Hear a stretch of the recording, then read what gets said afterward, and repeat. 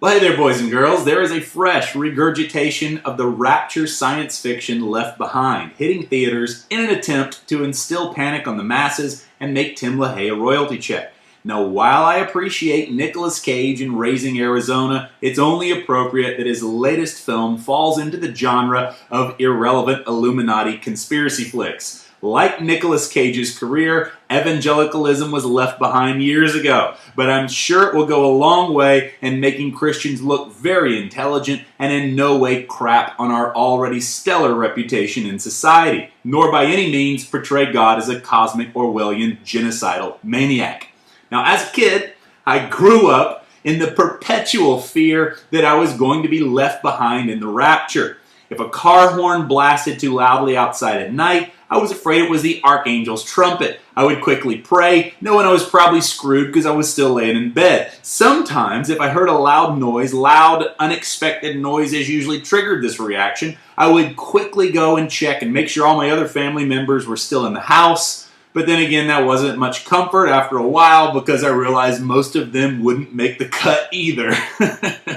We thought everyone was going to get sucked out of their pants and leave their car unmanned on the highway. But, you know, there is not a single mention of the word rapture in the Bible. People just sort of camp on the verse about being caught up in the air, which could mean a number of things. The only thing disappearing into the air these days are Malaysian airplanes. Now, everyone is trying to pin me down all the time on my end-time views. So let me tell you very clearly, very succinctly, I am an eschatological agnostic. I don't know what's going to happen, but at least I can admit it. As soon as you start getting dogmatic on all your end-time views and leave no room for mystery, you start edging towards being a cult very quickly. Now, I don't claim to have a grid for everything in the book of Revelation, but what I will say is that much of it is symbolism and allegory, and you have to be really careful about attaching literal interpretations to biblical allegory. Revelation 1 tells us that there are blessings on reading the book, but not understanding it. Apocalyptic literature is a unique thing in that it engages a vivid mind and imagination, but we have to leave it in some degree of poetic tension. All I know is that it's not the revelation of the Antichrist, it's the revelation of Jesus Christ. I know that our best days are ahead. The story ends with a big garden extravaganza where even the bad guys are invited to come drink freely of the water of life. One can make a pretty impressive argument that the kingdom is actually increasing, even though great darkness may cover the face of the earth, the glory of the Lord is rising on His people. People get so hung up on prognosticating that they forget the very main thing, which is the gospel. And the gospel is clearly spelled out for us in the letters of the Apostle Paul. You have these big fear-based charismatic movements with 30-hour teaching series on the book of Revelation, courses out the yin-yang on Jeremiah and Lamentations, but not a single series on the letters of the Apostle Paul. Don't you find that interesting? They wouldn't know the gospel if it hit them in the face with a Mack truck because they're so entrenched, so in fear and begging and pleading and fasting for God to come do a new thing. They have no idea that the new thing started 2,000 years ago and it's already here. They're blinded for trying.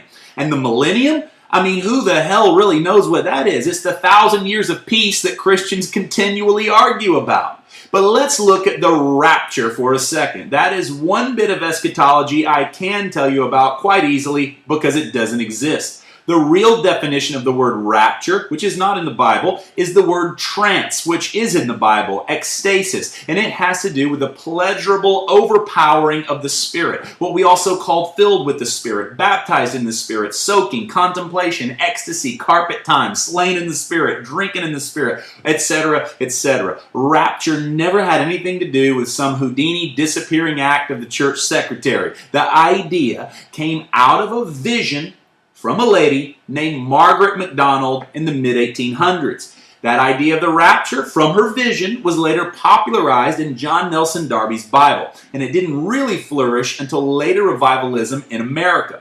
What we now have concerning the rapture is essentially an American invention at this point. No major figure in church history ever split the second coming of Christ into separate parts, like stop-and-go traffic, where he comes to get the saints, then he goes back home for a nap, and then he returns, and then air traffic control keeps him in a holding pattern for 7 more years, or 3.5 years if he takes the express lane. Let me tell you, who never believed in the rapture. Martin Luther, John Knox, John Calvin, Huldrych Zwingli, William Tyndale, John Wycliffe, John Wesley, George Whitefield, Jonathan Edwards, Matthew Henry, Charles Finney, Charles Spurgeon, or let's take it further back, Polycarp, Irenaeus, Tertullian, Athanasius, Augustine, John Chrysostom, Ambrose, Jerome, or anyone at the Council of Nicaea who formed the Apostles' Creed. If people start vanishing before your eyes, it is because someone slipped acid into your drink. Now, visions have a place, but we don't get our doctrine from visions. So all these so-called prophets had visions that California was going to fall off into the ocean in September 2011. This was only after readjusting those same prophecies that California would fall off into the ocean in Y2K. Fear is a brand that sells. It appeals to the core of fallen Adamic selves. We expect God to be a monster. That's why our grandpa Adam ran into the bushes to begin with. The title of the Pulp Fiction novel and Christian B-movie Left Behind is based on a passage from the book of Matthew, which states, "Then 2 will be left in the field, 1 shall be taken and the other left." Now, for starters, Jesus in Matthew 24 is talking explicitly about the destruction of the temple in Jerusalem when the Romans were going to come and decimate the city.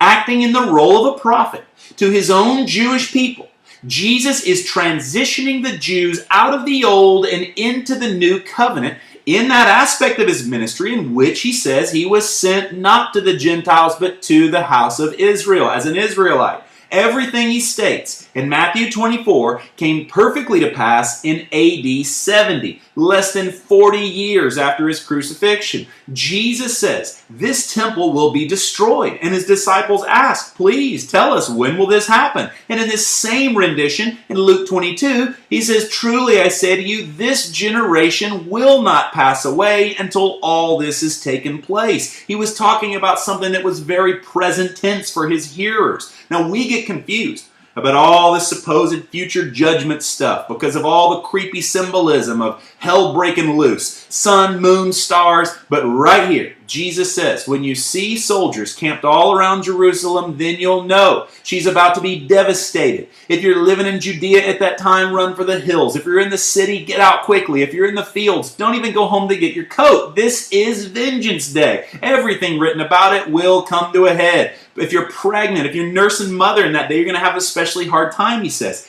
Everyone should have been running for their life just as Jesus told them to when Jerusalem was about to be sacked by the Romans. Now, if you want to superimpose all these passages into the future, I'm not saying that's entirely impossible, but at least do your homework. I'd encourage you to at least check out Josephus' historical account of what actually happened as the temple was desecrated and the people were wiped out in 70 AD. Initially, most people who believe in the rapture have such a poor knowledge of the Bible, they assume it to be fact, and as soon as they hear something different, they suffer from denial. So look at the history. But let's also look at a very plain reading of Scripture itself. Let's go back to our main verse about being left behind. Luke 17 gives us the same quote from Jesus. He says, I tell you, on that night, 2 people will be in one bed, one will be taken, the other left. 2 women will be grinding grain together, one taken, the other left. There should be 2 men in the field, one taken, the other shall be left. And they answered Jesus,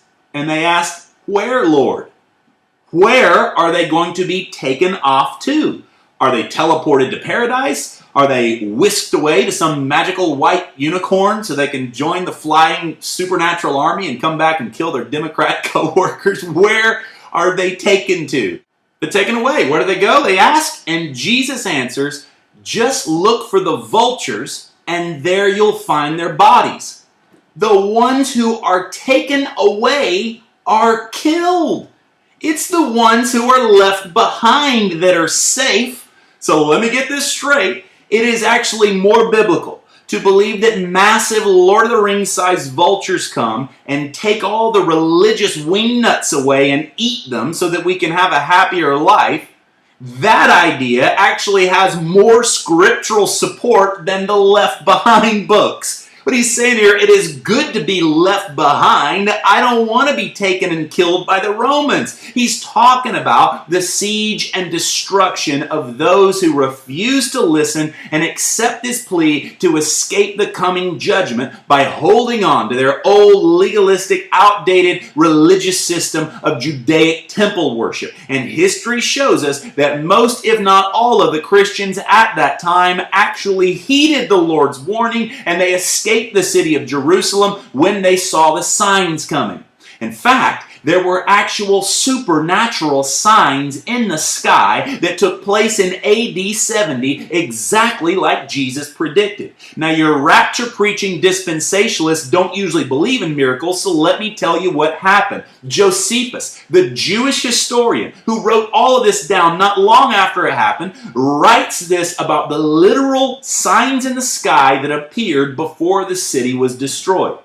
He says, an incredible phenomena appeared. I suppose the account of it would seem to be a fable were it not related by those that saw it, and were not the events that followed it of so considerable a nature as to deserve such signals. For before sunsetting, chariots and troops of soldiers in their armor were seen running about among the clouds and surrounding of cities. Moreover, of that feast which we call Pentecost, as the priests were going by night into the inner court of the temple, as their customs were, to perform their sacred ministrations, they said that in the first place they felt a quaking and heard a great noise. And after that they heard a sound as of a great multitude, saying, let us remove hence.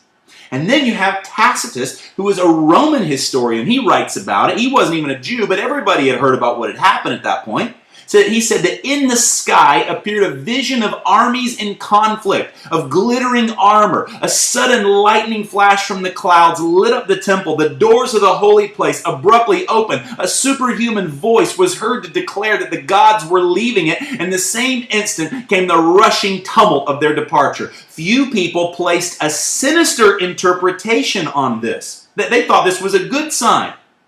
The majority were convinced that the ancient scriptures of their priests, alluding to the present as was the very time when the Orient, the Jews, would triumph, and from Judea would go forth men destined to rule the world. The hard-headed Pharisees took these signs in the sky as God's endorsement of their religion rather than a warning, and they were obliterated. Sometimes later, the church father Eusebius also confirmed what had taken place. He says, for before the setting of the sun, chariots and armed troops were seen throughout the whole region in midair, wheeling through the clouds and encircling the cities. So there it was. Sorry if that takes away your fanfare. Rapture, done. Sorry if you were looking forward to a hopeless 7-year torture scenario for the mass multitudes who haven't repeated your prayer. Don't worry, hell's still on the table for anyone who wishes to go there, but God's judgment has already fallen on that outdated system of religion. He is in a good mood. That's why he destroyed it to begin with. Reject that truth all you want. Stay a religionist, embrace the burn he's already dealt with, but let's take off the table this ridiculous idea of God cherry-picking all the Ned Flanders of the world up into some teleportation tractor beam. Drink in the rapture of his loving presence that is right here, right now. God bless you guys. We'll see you next week.